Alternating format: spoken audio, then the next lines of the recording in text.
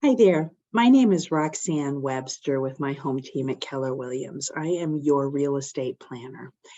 And I know that right now, in particular, more and more of us are getting to the age where we're asking ourselves, how am I going to care for a loved one?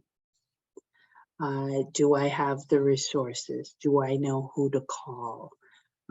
Do I wait until that is needed or do I plan it ahead of time?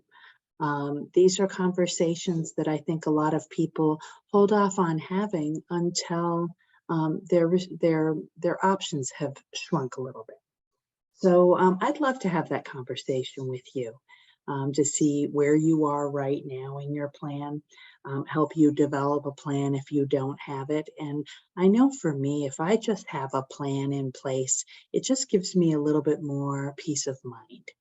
And that's what I have always done with my clients. Take a look at how real estate may or may not fit into the larger plan, and then help people to devise that. Sometimes there are little things that you could be doing now that would really change the outcome in 5 or 10 years.